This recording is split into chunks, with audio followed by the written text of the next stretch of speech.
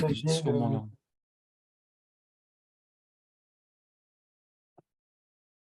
Et voilà, donc l'enregistrement est lancé pour l'intervention d'Henri Cléty.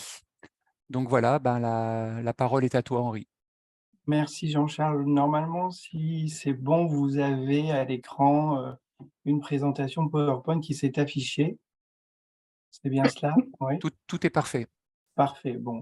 Donc merci beaucoup Jean-Charles de me laisser la parole. Merci aussi de m'avoir sollicité et proposé de participer à ce webinaire sur un sujet bien singulier et qui m'interpelle autant en tant que chercheur en psychologie qu'en tant qu'enseignant en psychologie, enseignant à l'université. Donc je vais développer ce sujet plutôt sous l'angle du questionnement ou de la réflexion, puisque c'est pas à proprement parler mon domaine d'expertise. Je travaille essentiellement sur les enjeux donc de travail, d'innovation au travail et de qualité de vie et conditions de travail. Donc c'est plutôt l'angle de notre équipe de recherche et c'est aussi le mien, avec des thématiques autour de l'intelligence collective, etc. Mais ça ne veut pas dire que ce n'est pas un sujet qui nous interpelle dans nos travaux ou tout simplement, comme je le disais, en tant qu'enseignant. Donc dans un premier temps, peut-être poser un peu le cadre.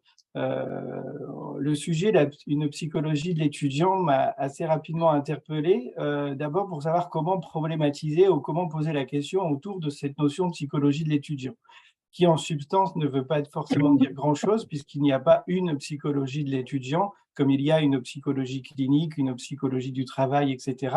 On vient interroger un objet qui n'est pas forcément bien défini en psychologie, et donc il m'a fallu d'abord me demander comment l'interroger. Première possibilité pour moi, c'était finalement de ramener ce terme étudiant à la fonction d'étudiant, à l'apprenant, qui est donc en relation avec un enseignant, un formateur, et de venir interroger cette relation formateur-apprenant, enseignant-étudiant, sous l'angle peut-être des théories de l'activité, hein, qui est un champ important, qui d'ailleurs étudie ces situations d'apprentissage et pour lesquels on pourrait mobiliser les théories d'activité telles que l'école finlandaise menée par Engelström.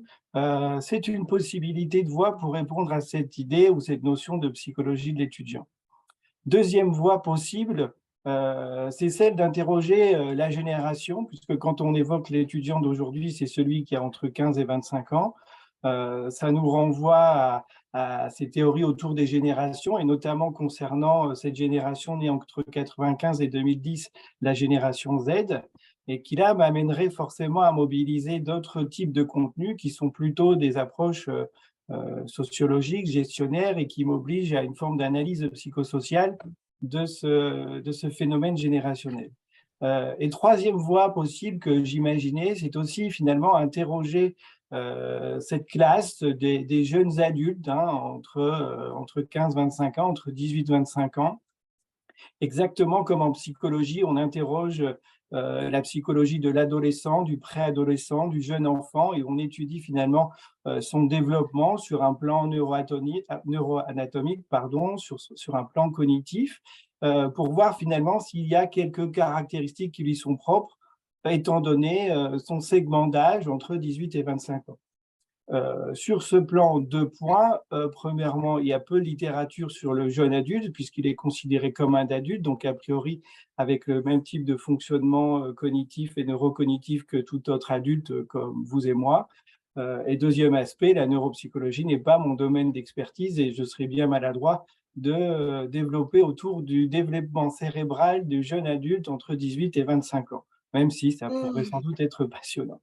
Mon choix finalement en termes de lecture, c'est centré sur la question générationnelle. Pourquoi? Parce que la lecture centrée sur les théories de l'activité serait sans doute intéressante, peut-être sans doute très théorique, très conceptuelle. Il faut maîtriser un peu les théories de l'activité et finalement, c'est plutôt un outil très pertinent pour analyser des situations singulières et il aurait peut-être été là utile de s'en servir à partir d'un cas ou d'une situation mieux problématisée ou plus problématisée que le simple sujet de la psychologie d'étudiant.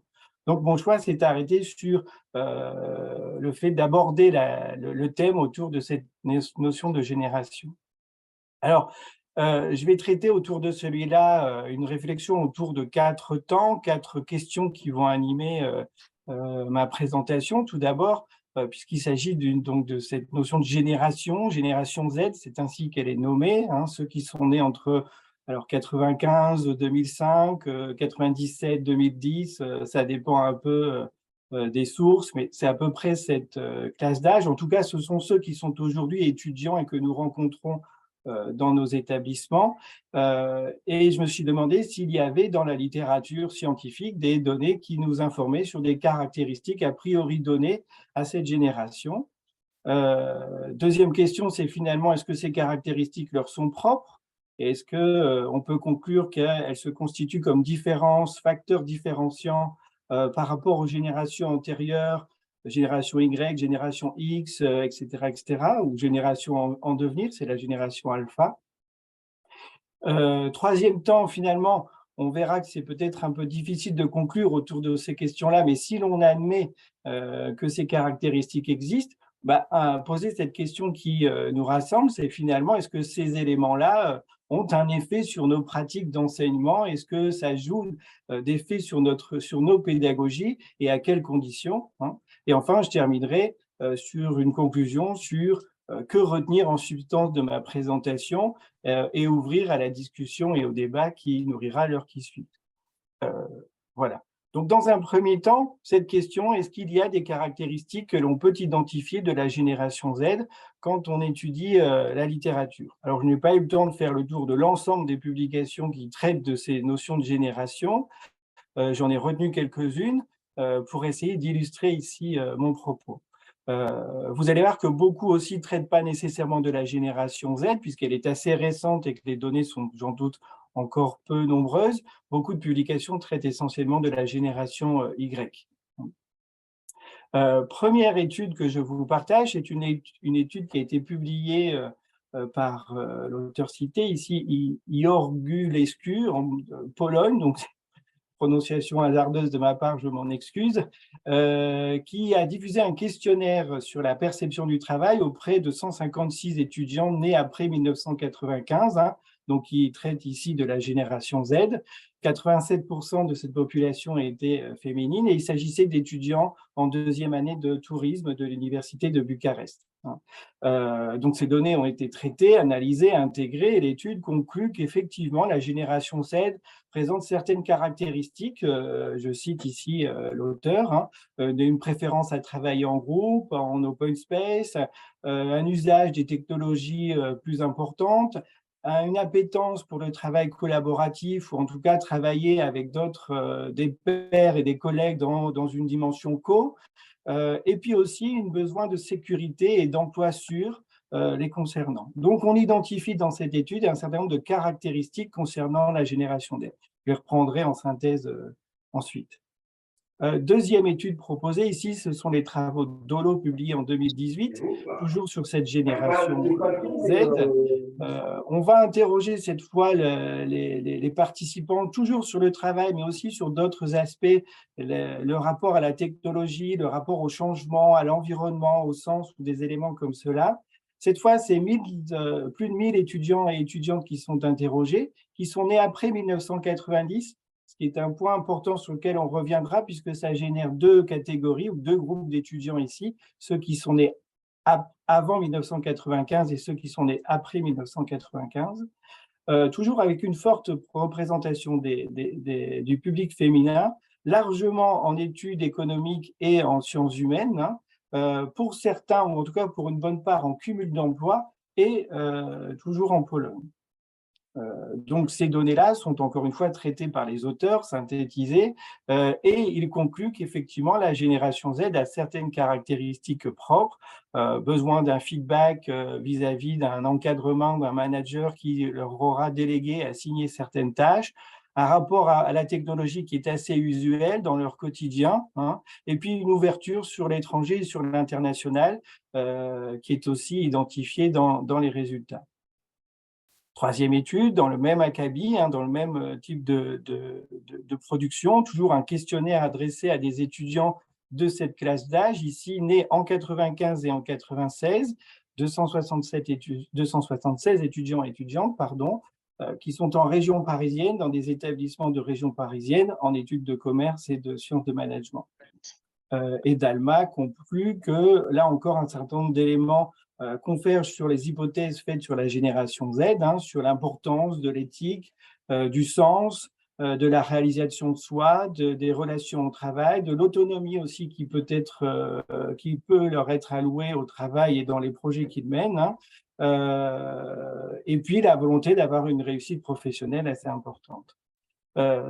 Donc finalement, on voit qu'il y a beaucoup d'études qui relèvent, et il y en aurait d'autres encore à citer, qui relèvent un certain nombre de caractéristiques de la génération Z. Et on est en droit de se demander, de ce fait-là, qu'est-ce que l'on peut conclure à la lecture de ces nombreux résultats d'études sur cette génération Z, qui est la génération d'étudiants que nous côtoyons encore une fois au quotidien dans nos établissements. Alors avant de faire une conclusion synthèse, peut-être quelques éléments d'attention et de vigilance. Premier élément qu'il faut rappeler et qui figure aussi dans les conclusions de ces articles, les auteurs le soulignent eux-mêmes, ces études ont un petit souci de problème d'échantillonnage, dirions-nous. L'échantillonnage dans une étude, c'est quelque chose qui est très important parce que si on veut effectivement conclure à l'endroit d'une population que nous étudions, en l'occurrence ici la génération Z, il faut s'assurer que l'échantillonnage que nous faisons est bien représentatif de cette population.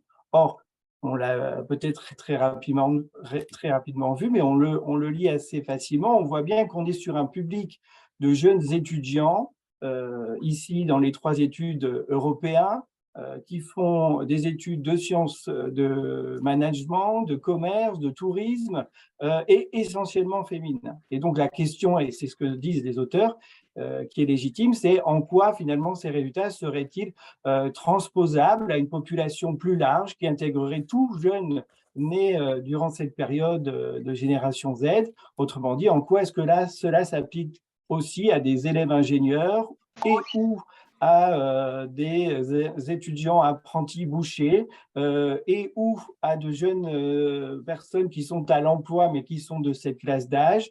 Bref, il y a un point de vigilance important à avoir là-dessus. Deuxième point de vigilance aussi important, c'est que ces études-là qu'on a tendance souvent à compiler recueillent des données sur des notions qui sont différentes. Tantôt interrogent les attitudes et les rapports au travail, tantôt interrogent le système de valeurs des personnes, d'autres fois le rapport à la technologie, l'intérêt pour l'international. Donc, ce sont différents aspects qui sont interrogés sur des échantillons différents. Et là encore, agréger de ce fait-là ces études entre elles nécessite quelques précautions d'usage. Et enfin, lorsqu'on a des travaux qui portent sur les mêmes sujets, sur une population, enfin sur des échantillons assez vraisemblables, on voit rapidement qu'on a des résultats qui ne sont pas forcément convergents. Exemple, la première étude montrait une appétence des étudiants pour un travail encadré par un supérieur identifié qui délègue des tâches. Dans la troisième étude, on a plutôt une appétence pour l'autonomie forte et un désintérêt pour le modèle salarial. Donc, finalement, on a des résultats qui peuvent interpeller tant ils ne traduisent pas une convergence en termes de conclusion. Néanmoins, et c'est en substance que font aussi les auteurs de ces publications, si on conclut en ces limites, mais qu'on ne s'y arrête pas, effectivement, on peut admettre que les jeunes de la génération Z ont certaines caractéristiques qu'on peut ici rapidement reprendre. Cette génération-là, que nous rencontrons donc en tant qu'enseignants, réalise principalement des actions qui ont du sens. La question de sens, de signification de leurs actions est fondamentale et très importante. Et effectivement, les intérêts environnementaux ou les enjeux environnementaux et sociétaux sont aussi très importants. Ils fonctionnent assez naturellement en groupe ou en collectif, en réseau finalement. Ce sont les usages de cette classe d'âge. Ils ont un désir d'apprendre, d'innover, d'inventer, de découvrir finalement le monde et de s'en inspirer. Ils sont assez exigeants aussi dans leur rapport au monde extérieur, aux entreprises et aux autres. Et ils cultivent un vrai souci de curiosité. Donc, on sait faire la liste de certain nombre de caractéristiques concernant ces générations, dans la mesure où nous faisons temporairement abstraction des limites d'interprétation qui sont données dans ces études et dans la mesure où nous compilons l'ensemble des travaux de recherche qui sont faits sur cette population. Donc, admettons que ces générations ou cette génération Z a ces caractéristiques. Ça nous amène à une deuxième question, c'est si effectivement on l'admet, est-ce que ces caractéristiques sont spécifiques de la génération Z? Parce que là, en substance, on n'a pas encore d'éléments qui nous permettent de le conclure, et donc il faut chercher à voir s'il existe des études comparatives de cette génération Z à d'autres générations. On reprend pour ça, par exemple, les travaux de Dolo. Je vous disais précédemment qu'elle a interrogé des étudiants qui sont nés à partir de 1990, et donc elle a produit une distinction entre ceux qui sont nés entre 90 et 95 et ceux qui sont nés après 95, autrement dit, ceux qui font partie de la génération Z et ceux qui n'en font pas partie. Et dans ces résultats, c'est très intéressant. On retrouve les résultats dans le graphique que j'affiche à l'écran. Hein. On a les deux catégories en bleu et en rouge qui figurent sur chacune des dimensions qui sont interrogées dans l'étude. Et l'auteur conclut que finalement, les différences entre ces deux groupes de sujets, ces deux catégories d'âge, ne sont pas tout à fait significatives ou faiblement significatives. Et donc, on n'a pas vraiment de distinction ou de caractéristiques propres à la génération Z que nous ne retrouverions pas dans la génération antérieure, née entre 1990 et 1995.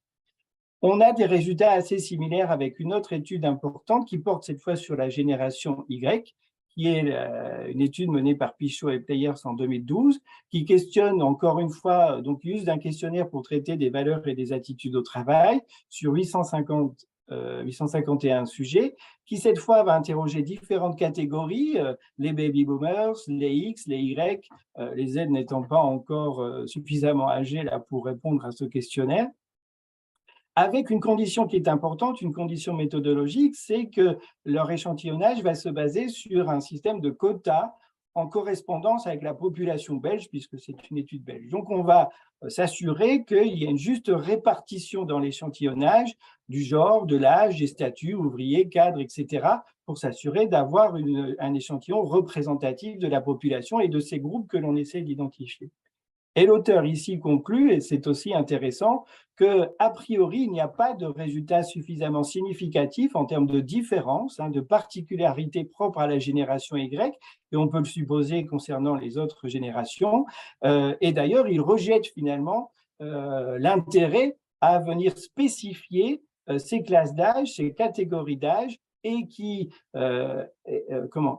donc finalement également les politiques adaptées, les démarches adaptées à ces catégories d'âge. Alors c'est un résultat qui est assez intéressant parce que ça veut dire finalement que spécifier cette classe d'âge, spécifier cette catégorie de génération Z en particulier, n'a pas vraiment beaucoup de fondement ou d'intérêt dans nos pratiques. Est-ce surprenant finalement? C'est la question qui vient forcément après ce type de résultat.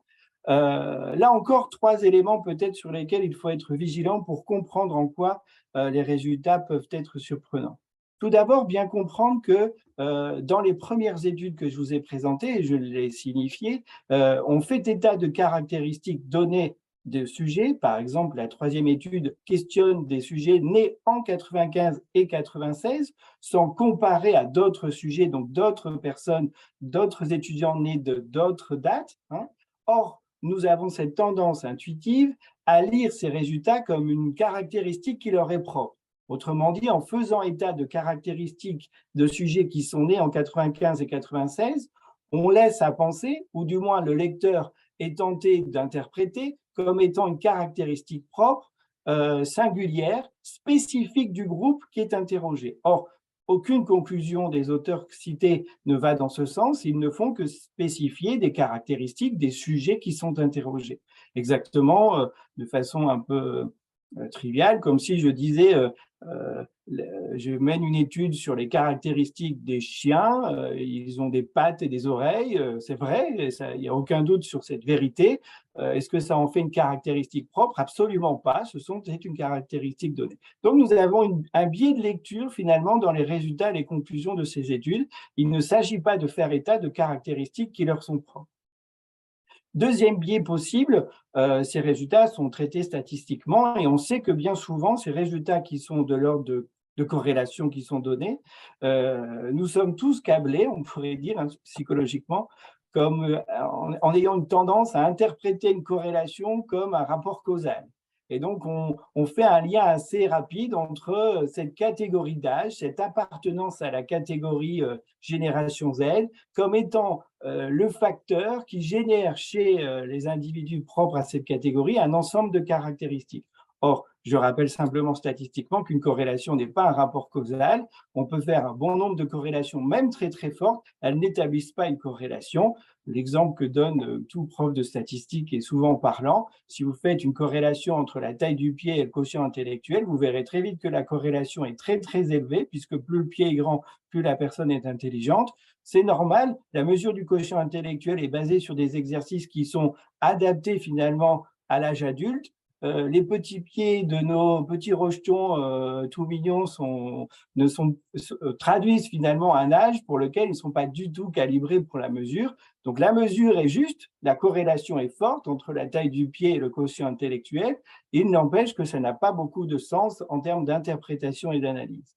Et troisième biais, qui me semble aussi important, que l'on entend finalement dans les analyses ou les réinterprétations des conclusions de ces études, c'est une erreur d'interprétation anachronique. C'est-à-dire que nous avons tendance à regarder cette génération, ces étudiants, ces jeunes que nous rencontrons dans nos cours, comme étant singuliers et particuliers, en les comparant non pas finalement à d'autres individus inscrits dans notre société actuelle, mais en les comparant à notre propre histoire et bien souvent à notre propre fonctionnement en tant qu'étudiant.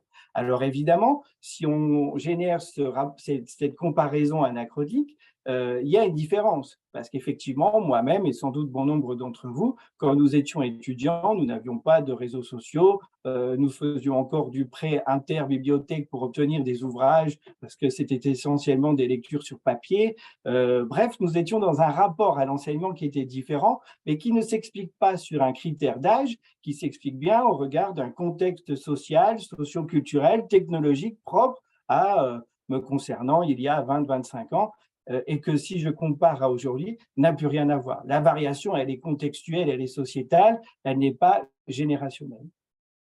Et d'ailleurs, c'est ce que finalement on s'aperçoit quand on lit les études ou les essais autour de ces questions de génération, on s'aperçoit qu'ils traduisent plutôt une question d'évolution sociétale, puisque les jeunes de la génération Z, comme les autres, comme nous, comme les générations Y, comme les plus anciens, sont des individus, des sujets qui sont inscrits dans une société actuelle, contemporaine, dans laquelle on retrouve finalement toutes ces caractéristiques que nous donnions par ailleurs.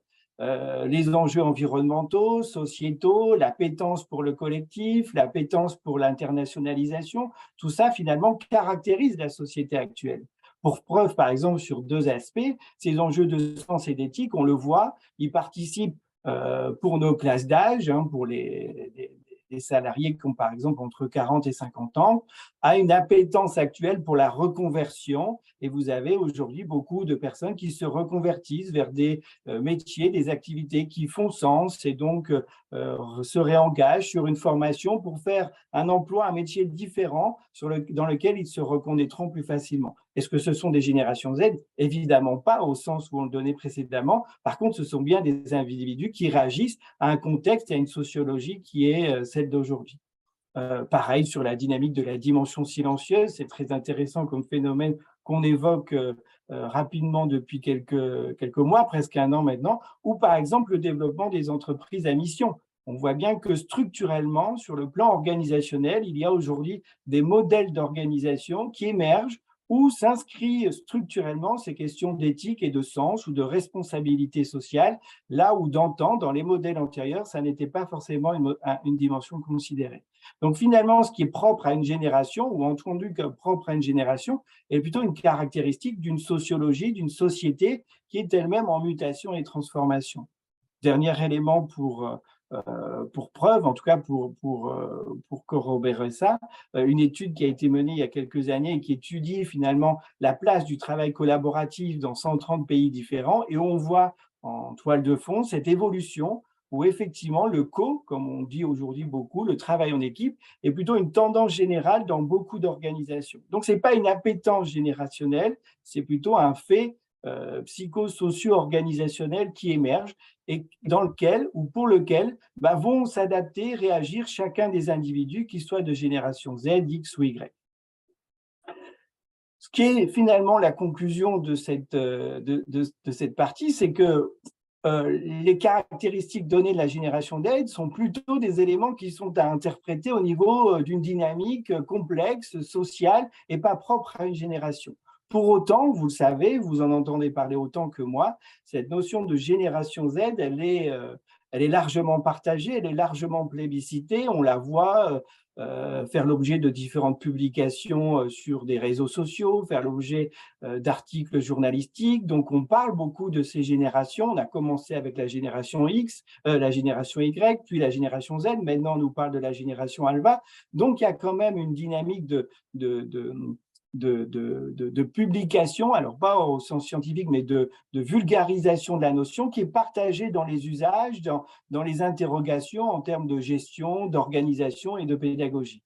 Et c'est là un point important qu'il faut soulever, c'est une troisième question que je vous propose, c'est que finalement, sans rentrer dans la confrontation et dans le débat autour de la pertinence de cette question de génération Z, vrai ou pas vrai, finalement, caractéristique juste ou pas juste, même si vous entendez peut-être dans les réponses que j'apporte à la question 2, qui me semble douteux d'y croire, on peut quand même se demander si cette notion de génération Z, tellement véhiculée et évoquée, n'a pas des effets sur nos pratiques. C'est là où le corpus, les théories en psychologie sociale et en psychosociologie peuvent nous éclairer, parce que je crois qu'effectivement, indépendamment d'une réalité sociale ou de mesures effectives concernant cette notion de génération Z, on peut sans doute présupposer qu'il y a des effets sur nos pratiques pédagogiques. Et pour ça, j'en viens à mobiliser finalement le corpus des concepts en psychologie sociale, ou en tout cas l'illustrer avec certains éléments. Premier élément, auquel nous sommes soumis, vous et moi, en tant que pédagogues, en tant qu'enseignants.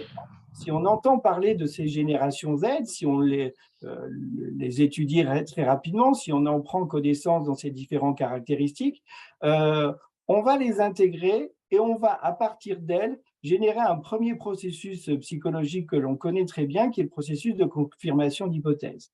C'est-à-dire que l'on va avoir chacun tendance, naturellement, à rechercher les informations qui sont confirmatoires de nos croyances et de nos connaissances et à ignorer, voire déformer les informations qui sont contradictoires. Autrement dit, à partir de cette carte de lecture génération Z, vrai ou pas vrai finalement en substance, je vais avoir tendance à avoir dans mon rapport à l'étudiant, à ce jeune aujourd'hui que je rencontre, à rechercher dans son comportement, dans sa conduite, dans ses attitudes, un ensemble d'informations qui vont corroborer ma croyance en cette génération Z, ou inversement, à réduire et supprimer cette croyance. Autrement dit, si je vois ces jeunes dans le couloir passer tant de temps sur leur téléphone, je vais corroborer l'idée qu'ils sont bien prototypiques de cette génération Z qui passent leur temps sur les réseaux sociaux. À l'inverse, je croise un étudiant de cette classe d'âge qui est en train peut-être de lire sur un banc dans un des couloirs de la faculté, je vais peut-être considérer qu'il est atypique, voire même faire un ensemble d'hypothèses à son endroit.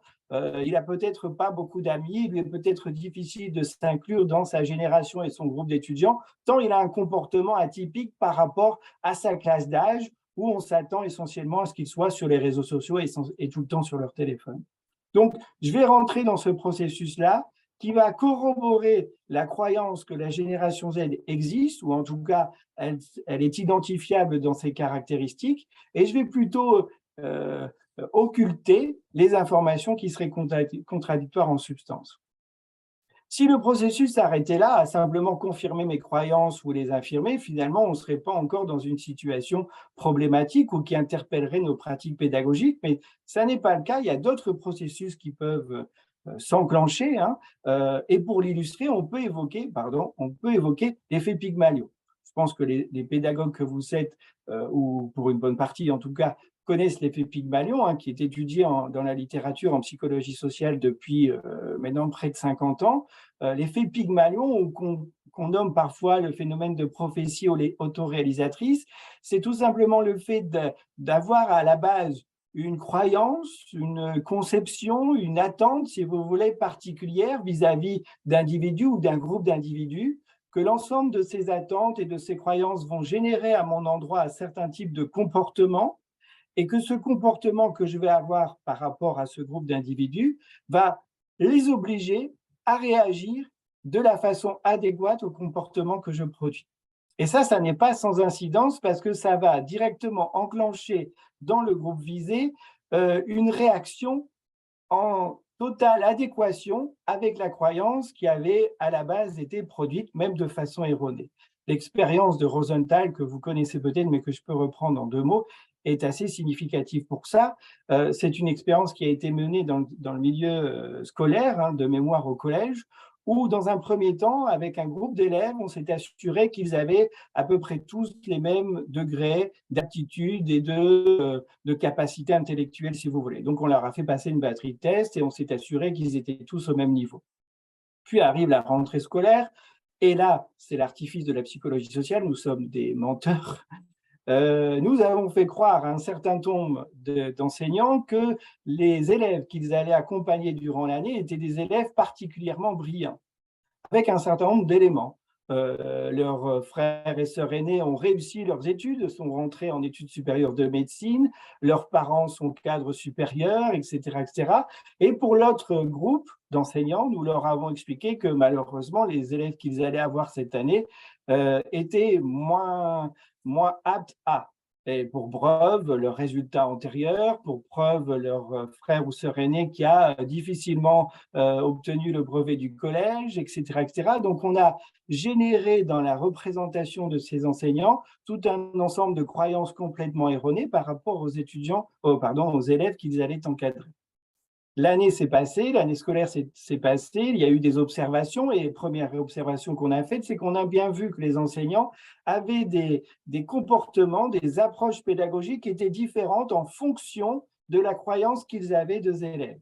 Concernant les élèves dont ils pensaient qu'ils étaient bons, compétents, intelligents, ils avaient cette tendance à formuler des questions plus ouvertes, à formuler des questions qui pouvaient attirer leur réflexion, et en cas d'erreur de la part des élèves, ils admettaient reformuler la question pour permettre à cet élève de penser autrement, argumentant que, selon eux, c'était leur question qui n'était pas bien formulée et qu'il fallait simplement reformuler ces questions pour permettre à cet élève bon de pouvoir répondre.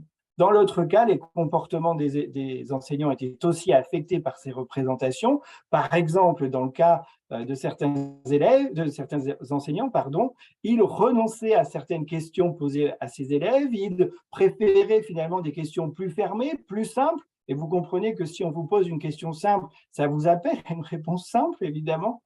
Ils refusaient de reformuler une question au motif que finalement, le défaut de réponse à la première question signifiait bien qu'ils n'étaient pas capables d'eux. Donc, l'ensemble des agissements et des comportements de ces enseignants étaient affectés par les croyances générées en amont par les informations biaisées que nous introduisions, enfin que les chercheurs en psychologie sociale introduisaient.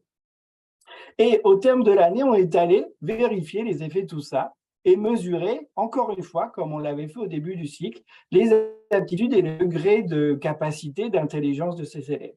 Cette fois, on a mesuré une différence significative entre les 2 groupes d'étudiants. Autrement dit, alors que nous avions des élèves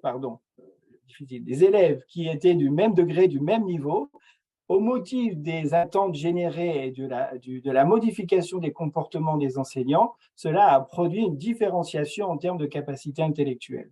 Donc, ça n'est pas sans rien de croire quelque chose à l'endroit d'individus, d'un groupe d'individus, ça n'est pas sans effet sur nos comportements et sur la réaction de ces personnes avec lesquelles nous interagissons. Ça peut générer finalement des transformations et prendre réalité sur le plan social, sur le plan psychosocial. Les enfants, à la fin de cette année, ça n'a pas duré une année, ça a duré quelques mois, à la fin de ce cycle, ont effectivement généré une différence significative, en termes de capacité et de potentialité. Alors évidemment, l'effet Pygmalion, ça n'est qu'un effet parmi d'autres, ça n'est pas le seul facteur qui fait que l'enseignant développe le potentiel d'un élève ou pas. Les études montrent que c'est un faible effet, mais c'est un effet qui participe quand même à la transformation.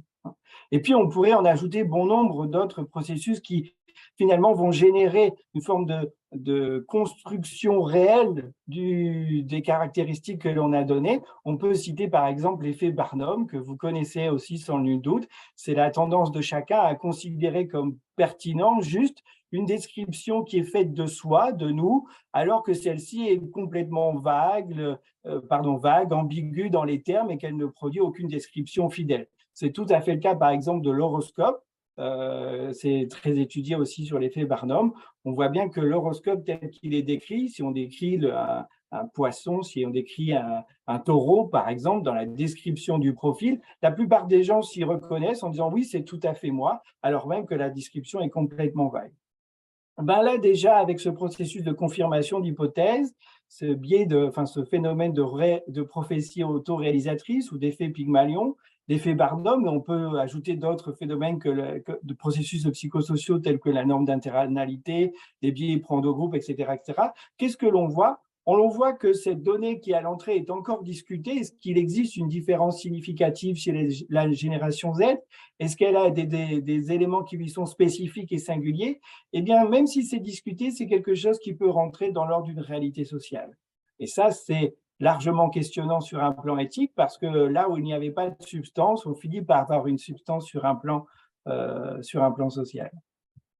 Et donc, finalement, la question que je vous invite à partager avec moi, c'est qu'est-ce qu'on peut bien faire de cette réflexion ici partagée à l'endroit de nos pratiques en tant qu'enseignants. D'abord, peut-être conclure 4 éléments qui, moi, me paraissent importants. C'est une conclusion de l'ordre de la discussion, ce ne sont pas des résultats d'études ici, hein, c'est plutôt une analyse que je vous partage, mais qui est largement discutable. Tout d'abord, la question de psychologiser une catégorie sociale. Le terme, finalement, en substance, de psychologie de l'étudiant interpelle. On ne sait déjà pas bien signifier ce qu'est l'étudiant. Est-ce que c'est une activité d'étude? Est-ce que c'est une classe d'âge? Est-ce que c'est déjà pas évident en soi? Mais psychologiser, c'est problématique. Et c'est problématique parce que pour le psychosociologue que je suis, ça correspond à une forme de raccourci intellectuel. Il y a une différence. Les études montrent une différence. Il y a des caractéristiques, pardon. Les caractéristiques relevées par les études sont justes. Quand on dit que des jeunes nés entre 95 et 96 ont une appétence pour les réseaux sociaux et la technologie, c'est vrai. C'est un résultat qui est relevé. Maintenant, la question, c'est qu'est-ce que l'on va faire de ce résultat et de ces données? Et si finalement on interprète cela comme un simple lien entre l'appartenance à cette génération et cette caractéristique, là, on est sur un raccourci intellectuel et spéculatif, puisqu'en vérité, si on va un peu plus loin, c'est plutôt la dynamique sociale contemporaine qui génère ce type de comportement que l'on retrouve à l'adresse de l'ensemble des individus, quelle que soit leur appartenance générationnelle. Autre point qui est important, me semble-t-il, de rappeler, c'est que les études, et nous le faisons aussi quand nous parlons de la génération Z, on ramène cette condition, cette catégorie à une classe d'âge et donc à une question de temporalité. On est entre, vous voyez, 95 et 2010, 97, 2005, ça varie un peu, mais c'est un peu ça. Donc, c'est ça qui fonderait la génération. Or, si on reprend encore une fois une définition donnée par les auteurs, citée par les études que je viens de donner précédemment, on nous explique bien qu'une génération, c'est certes un ensemble de personnes qui sont nées approximativement au même moment, à la même époque, mais qui en tout cas partagent aussi un ensemble d'expériences et d'événements historiques communs et qui vont pour eux structurer une histoire et une vision commune du monde et de son fonctionnement. Or, on peut encore une fois se questionner sur la pertinence finalement des études qui sont menées. Est-ce que le fait de partager des études de tourisme font de nous finalement des individus qui, bien qu'ayant un âge commun, ont une expérience de vie commune, ont une histoire commune qui font une vision commune du monde? Il faudrait sans doute peut-être réviser un peu ou consolider la conception de la génération dans nos études, la mesure de nos générations, les échantillonnages qui sont faits pour être véritablement sur une mesure de cela. On comprend bien en substance que à 20 ans, si vous êtes étudiant à l'université en sciences économiques, certes, vous avez une histoire, un vécu. Est-il similaire aux jeunes de 20 ans immigrés qui est en train d'essayer de passer la frontière de la Manche? Je ne suis pas certain qu'il y ait un partage d'expérience suffisant pour considérer qu'ils appartiennent tous deux à une génération particulière. Donc, On devrait peut-être davantage, concernant ces résultats d'études, se rappeler cette question de l'échantillonnage, maladroitement sans doute ici, mais si je m'arrête en tout cas sur ces 3 premières études, j'aurais tendance à dire, non pas la génération Z, mais les jeunes étudiantes européennes qui étudient les sciences économiques et le tourisme ont ces caractéristiques-là, sans savoir prétendre s'il s'agit de caractéristiques singulières, spécifiques, qui les différencient des autres populations et des autres catégories. Et donc, finalement, je crois qu'il serait beaucoup plus juste et beaucoup plus intéressant, si on s'intéresse à ces caractéristiques des étudiants, s'il en est, eh bien, finalement, d'aller plutôt chercher une compréhension, une analyse de ces évolutions sociales, sociologiques, socio-organisationnelles que l'on rencontre dans notre contemporain. Parce qu'effectivement, les évolutions des entreprises, telles que je le disais précédemment, l'appétence pour le collectif, la question du sens et de l'éthique n'est pas une spécificité générationnelle. Ou en tout cas, ça me semble être complètement un biais. Par contre, si on veut comprendre les individualités, les jeunes que nous rencontrons dans nos cours à l'université, je pense qu'il nous faut finalement comprendre la société qu'il y a derrière. Ils sont finalement, comme vous et moi, une forme d'écho, de reflet des évolutions sociétales que nous vivons. Avec la vigilance, je le rappelle, d'être très attentif à ces croyances que nous pouvons générer parce qu'elles représentent un vrai risque en termes de construction d'une réalité sociale. Un peu comme l'expérience de l'effet Pygmalion, de l'expérience de Rosenthal qui a été faite et reproduite sur d'autres populations et sur d'autres individus, on pourrait voir finalement se concrétiser une réalité qui n'en est pas, tout simplement parce que nous y croyons, parce que les jeunes y croient également et que chacun des individus va se comporter comme tel en référence à cette appartenance et cette catégorie sociale qui est sociologiquement peut-être pas fondée, en tout cas en tant que telle.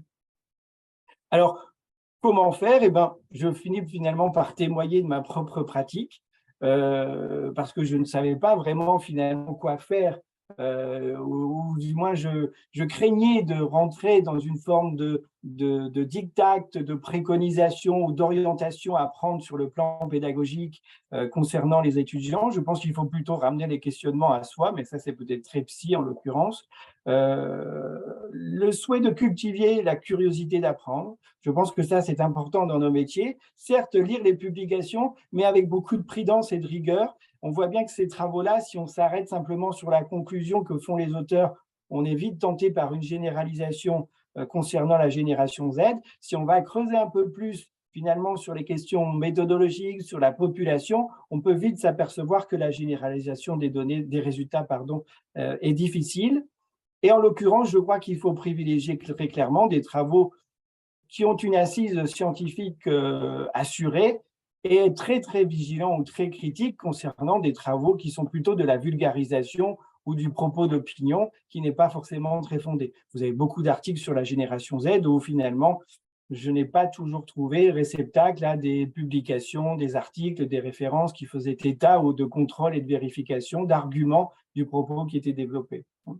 Deuxième élément, je suis assez critique, mais ça c'est peut-être encore mon biais de psychologue, sur ces interprétations de masse et de catégories. C'est certes intéressant et je crois moi surtout que ça m'aide en tant qu'individu à gérer l'incertitude d'un contemporain qui est complètement incertain et complexe, qui est source fondamentale d'angoisse et d'inquiétude nous concernant personnellement, mais qui concerne aussi forcément les personnes qui nous entourent et ces jeunes.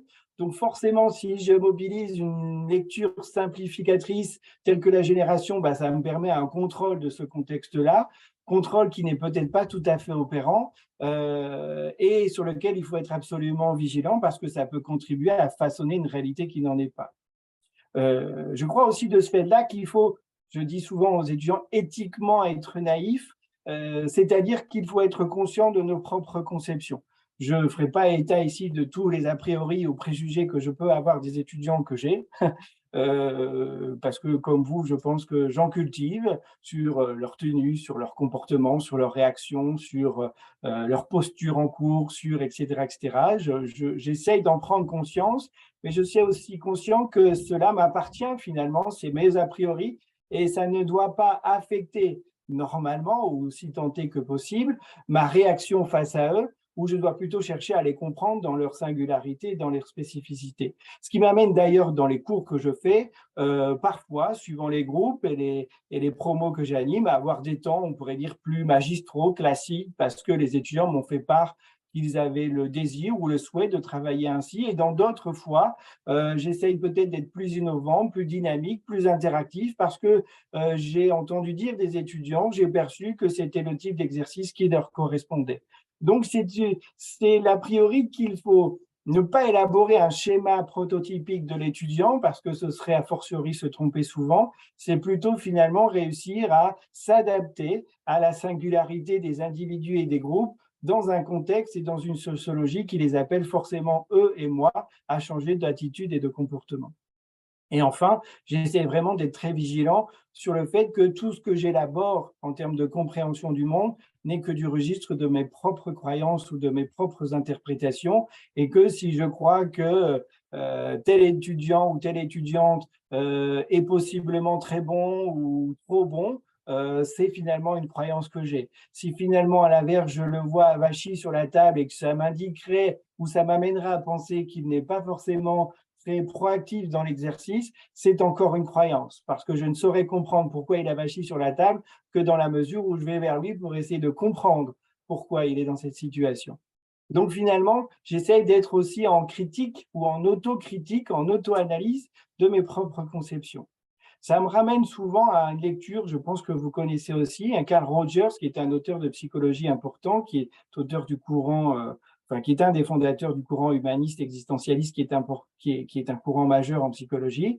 Il travaille beaucoup sur cette question-là en rappelant tout le temps que l'aidant, dans la relation d'aide, puisque l'apprentissage c'est aussi une forme de relation d'aide, l'apprenant a beaucoup à travailler sur ses conceptions, sur ses propres a priori, pour être en résonance, pour être aligné, pour comprendre finalement qui est l'autre, qui est cet étudiant dans ses caractéristiques, dans ses singularités, qui font que deux étudiants similaires, enfin de classes similaires, d'âge similaires, n'ont rien de similaire en soi dans leur attitude et dans leur comportement.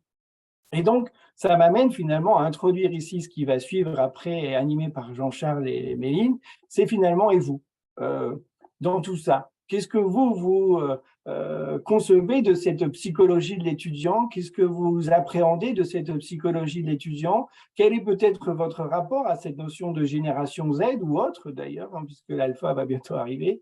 Quel est l'a priori que vous avez? Quel regard vous avez peut-être aussi, comme ici je le propose, sur votre posture, sur votre façon de l'analyser? Qu'est-ce que vous en faites? Comment vous l'interrogez? Je pense que si vous mettez ce jeu de questionnement au travail, vous saurez développer une pratique pédagogique en résonance avec une psychologie de l'étudiant, si tant est qu'elle existe. Voilà. Je me permets simplement d'afficher pour conclure les références, mais je crois que le PowerPoint vous sera diffusé, des articles et publications que j'ai ici cités, avec les liens qui vous permettront, si vous souhaitez les réviser ou aller plus loin, de les consulter. Voilà, je vous remercie. J'ai explosé le compteur d'heures, j'en suis désolé Jean-Charles. Il n'y a pas de problème, tu m'entends bien? D'abord, oui, je t'entends très bien. Il n'y a aucun problème. D'abord, je te remercie au nom de tout le monde et on va avoir l'occasion de discuter juste après de la qualité de la qualité de ta présentation. Je vais couper l'enregistrement comme c'était prévu, de manière à garder un peu nos réflexions, nos travaux de groupe en mode, je dirais, direct et non enregistré. Voilà, c'est ce que je fais maintenant.